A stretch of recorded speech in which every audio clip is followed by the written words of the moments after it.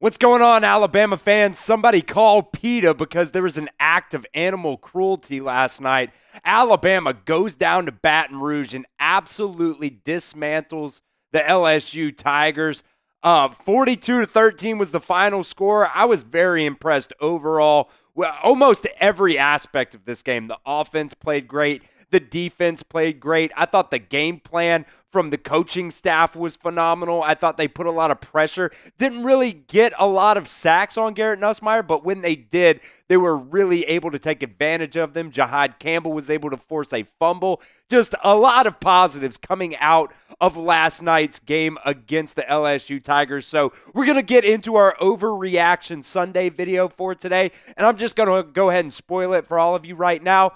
None of these are overreactions. These are my total, just complete, truthful thoughts, and we're going to break it all down on today's video. But if you guys liked that win last night against LSU, get down there and like today's video for me right now. The more likes we get, the more wins Alabama gets as well. So help me out, like today's video for me right now. All right, the first overreaction. Jalen Milroe is back.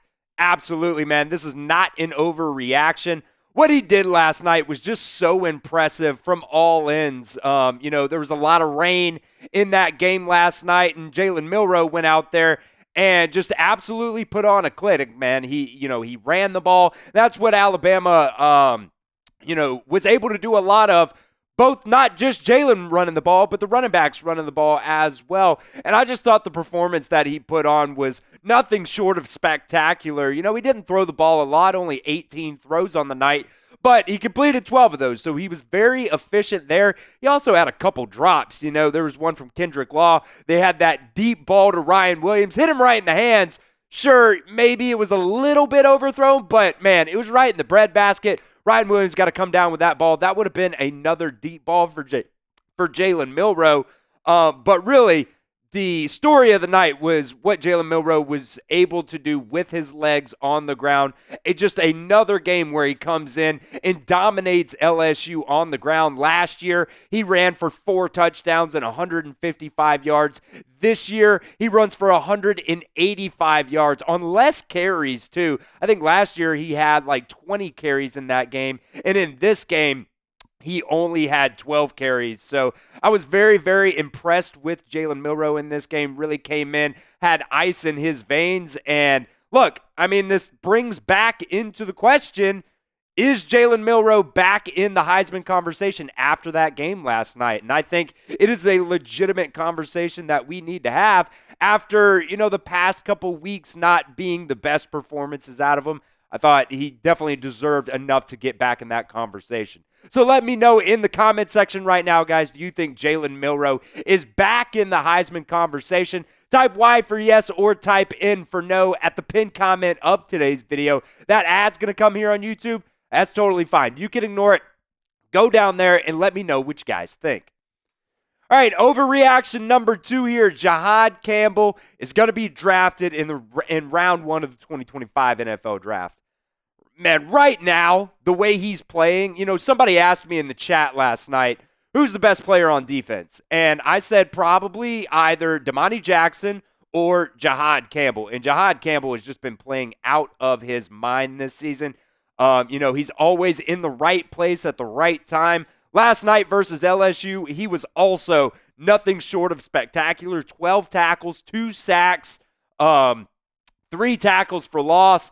He had that forced fumble where Tim Smith also recovered that fumble, and that was right before halftime. So Alabama was also able to go and score another touchdown to go up, 21-6, I think, at that point. That was absolutely huge because if LSU was able to go down the field and possibly score a touchdown on that drive, that could have changed the whole trajectory of the game. So I've been really impressed with Jihaad Campbell this entire season. Like I said, I think right now he is the best player on defense for you. I think he's the most consistent player on defense for you. I think he even was targeted 3 times last night in coverage and only allowed 1 catch for like -1 yards or something like that. So, this kid has been great for you, and I do think that he has a very, very good chance of going in the first or second, but honestly, man, the way he's playing right now, if Alabama makes it to the SEC championship, if they make it to the college football playoffs, he's going to have a lot of film out there. And really, this is his second year, really, really playing for Alabama. So, he's been really good this year, and I really do think there's a solid chance that he could go in the first round of the NFL draft coming up this year. Today's show is presented by Game Time. Look, guys, Game Time is the only ticketing app I use, and they even have a new feature now called Game Time Picks. It makes getting tickets to see your favorite teams play live even easier. Game Time Picks filters out all the fluff to show you only the incredible deals on great seats so you don't have to waste time searching through thousands of tickets. Game Time Picks is just curation that makes it easier to save more on sports, concerts, comedy, theater, and everything else in between. Game Time has killer last-minute deals. They have all-in prices, views from your seat, and the lowest prices guaranteed. And if you find tickets in the same section and row for less, Game Time will credit you 110% of the difference. Take the guesswork out of buying tickets with Game Time. Download the Game Time app today, create an account, and redeem promo code CHATSPORTS for $20 off your first purchase. Check out GameTime.co for last-minute tickets. Terms do apply, but again, create an account and redeem promo code CHATSPORTS, that's CHATSPORTS, for $20 off your first purchase. That link will be in the comment section and the description of today's video. Download Game Time today, because what time is it? It's game time. All right, overreaction number 3 here. The injuries are concerning.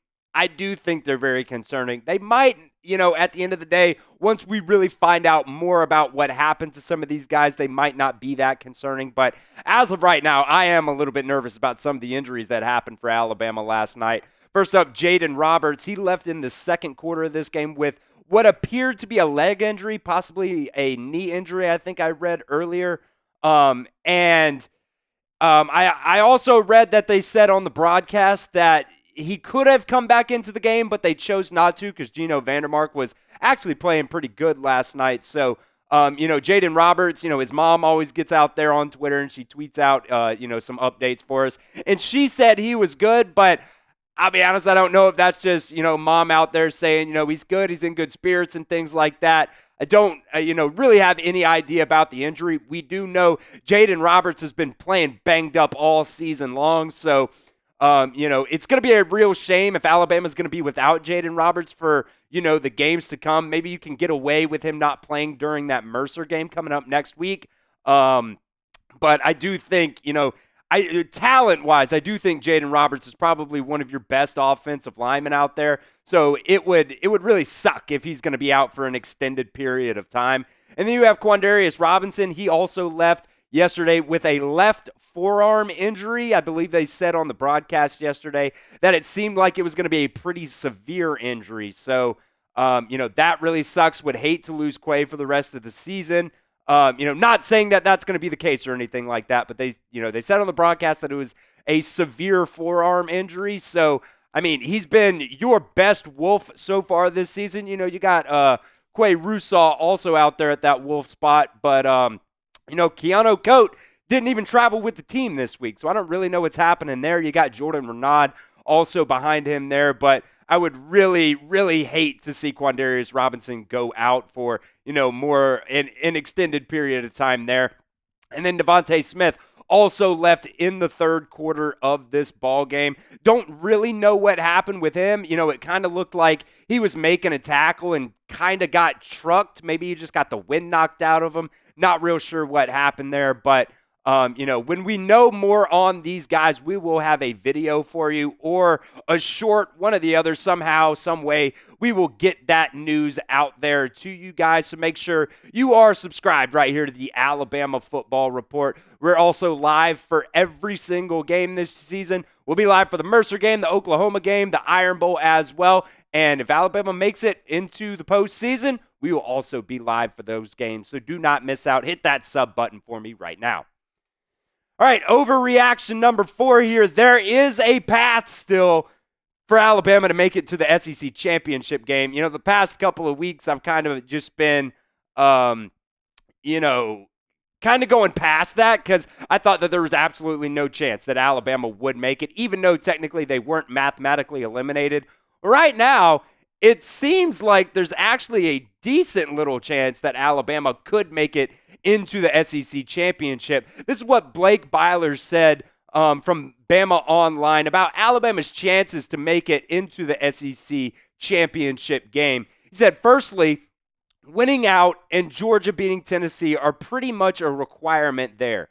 After that, there's likely going to be a massive tie between 6-2 teams for second place, while first place will in all likelihood go to the winner of Texas and Texas A&M if chalk holds right now. If there's a multi-team tie with teams at 6-2, the tiebreaker will come down to combined conference opponent win percentage, but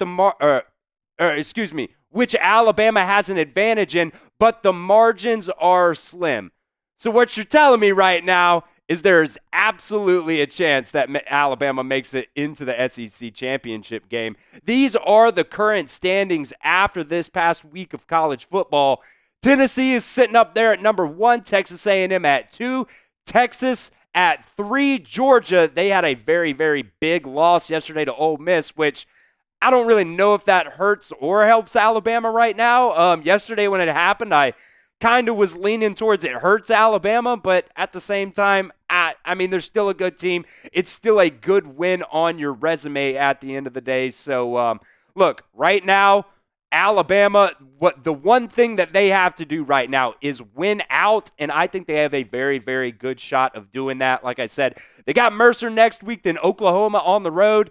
You know, you never know how some of these games could go, but I really do have some confidence in this team. And then after that, you have the Iron Bowl as well after that, and that game is also at home at Bryant-Denny Stadium. So, look, everything's in front of this team right now. I think they're the better team down the road. I do think Alabama has a very, very good shot to at least win out, make the college football playoffs. Whether or not they make the SEC championship game, it's kind of going to be up to some other teams. But I do also think Georgia has a good shot of beating Tennessee. So, I mean, we will see what happens. There's a lot of things that, could go down for the rest of the season here in college football. So what do you guys think? Let me know right here in the comments section. Will Alabama make the SEC championship game this year? Like I said, there was, just a couple weeks ago, we were saying absolutely not. That was out of the realm of possibility, but there is still technically a path for Alabama to make it. So let me know what you guys think. Type 1 if you think it's a yes, or type 0 if you think it's a no. Overreaction number 5 here. Alabama owns LSU, and I just had to put this right here at the end because it's absolutely true. Alabama, it's like every single time we go down to Baton Rouge, there's always this hype that, the crowd's crazy, it's a night game, yada, yada, yada. They're going to be drinking all day. They're going to be rowdy. Well, we saw what happened when they drink all day. They throw trash on the field. Look, Alabama is 7-1 in the last 8 games going down to Baton Rouge. It doesn't sound like it's a very tough place to play to me. And last night, on top of that, you also had the rain coming down super hard. So, I mean, look, Alabama has absolutely owned LSU outside of like Joe Burrow and 2009 when they lost that 6-9 game. And then they end up going also in the BCS National Championship game. That game was played in New Orleans, and Alabama won that game too. So, look, all in all, Alabama is technically 9-2 in their last, 11 games going down to Baton Rouge or something like that. So, look, Alabama absolutely owns LSU. We are their daddy. And I'll tell you what, Brian Kelly last night during his post-game press conference said, fans are probably looking at this game being like, what did we do for the last 2 weeks? Because it looked like you did absolutely nothing. You knew that Alabama was going to attack you on the ground with Jalen Milroe with his legs. Hell, I knew that. You guys knew that as well, and you still couldn't stop it, just like you couldn't stop Marcellus Reed in the second half a couple weeks ago against Texas A&M. I think Brian Kelly's the most overrated coach in college football right now. But look, and it just proves it right there. Alabama absolutely owns LSU. That's my 5th overreaction today, and I think it's absolutely the truth.